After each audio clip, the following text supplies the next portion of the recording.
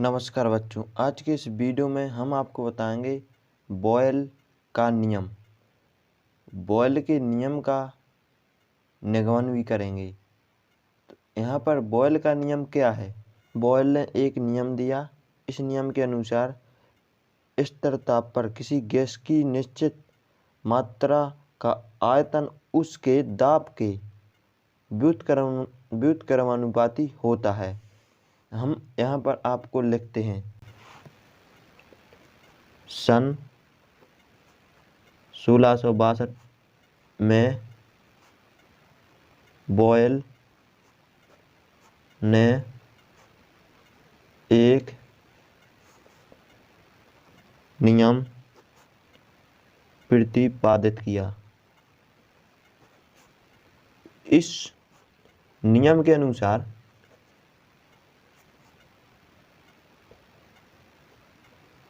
स्थिर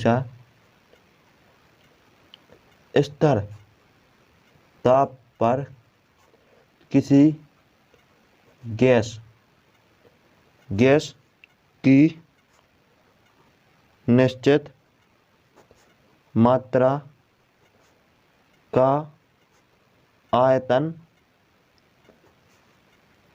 उसके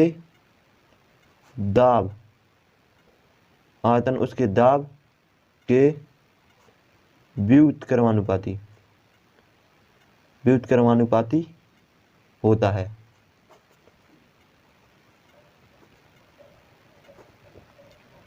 इसको एक बार और समझाते हैं। सन 1862 में बॉयल ने एक नियम प्रतिपादित किया।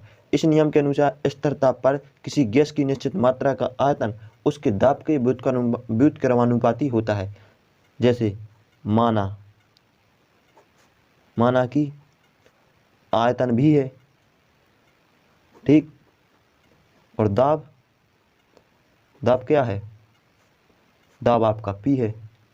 तो इसमें उसके व्युत्क्रमानुपाती आयतन V के व्युत्क्रमानुपाती मतलब P। अगर P बढ़ेगा तो दाब घटेगा, तो दाब बढ़ेगा तो P घटेगा। व्युत्क्रमानुपाती ऐसा होता है, ठीक। तो अब यहाँ पर V बराबर यहाँ पर K 1/P आ जाएगा। व्युत्क्रमानुपाती का चिन्ह हटेगा तो यहाँ पर K एक नेतांक लग जाएगा। तो यहाँ पर आ जाएगा PV बराबर K। ये आपका PV बराबर K, जहाँ K आपका नेतांक है। यही आपका नियम है बॉयल का। ये आपका बॉयल का नियम हो गया।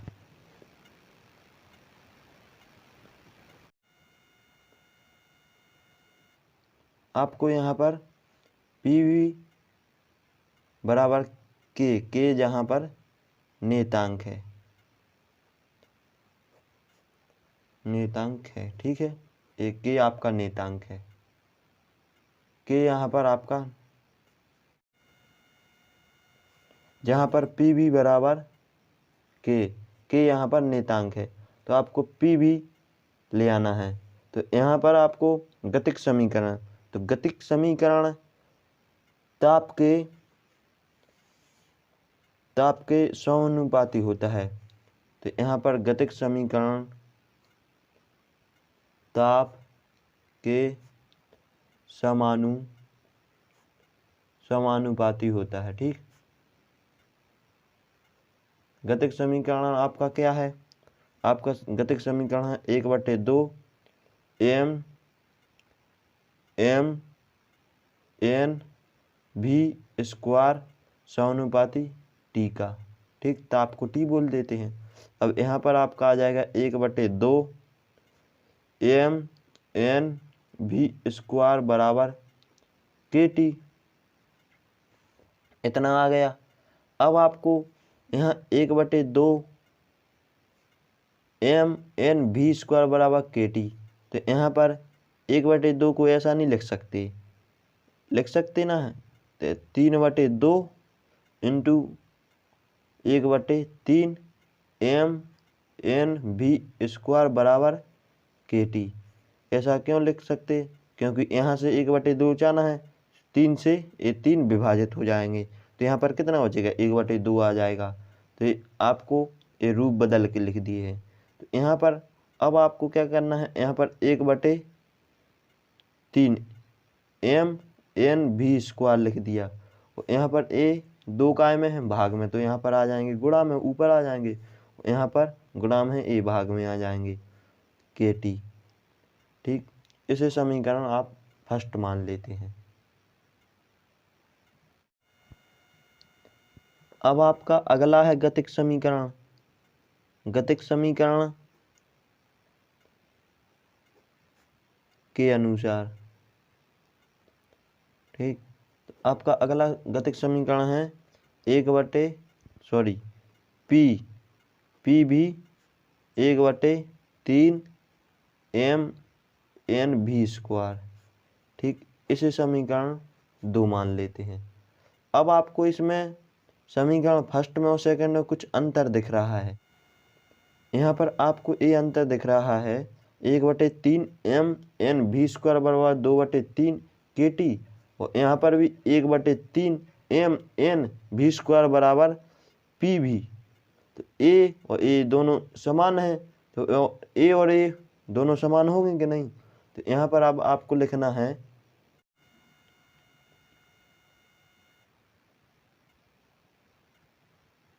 अब आपका यहाँ पर आ जाएगा pv बराबर 3/2 kT, क्योंकि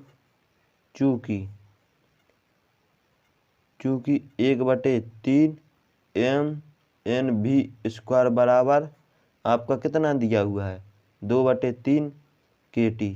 ठीक, और यहाँ पर दिया हुआ है pv बराबर 1/3 mn_v² बराबर इतना दिया हुआ है। ठीक, तो ए और ए बराबर है, तो ए और ए बराबर होगा, तो आपको ए बराबर लिख दिया। जहाँ पर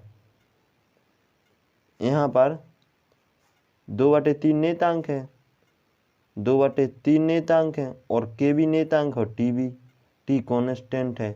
तो यहाँ पर स्थिरांक लिख दें या नेतांक, 2/3 3/2 kT नेतांक है। तो pv बराबर कॉन्स्टेंट, ये आपका यही बॉयल का नियम है।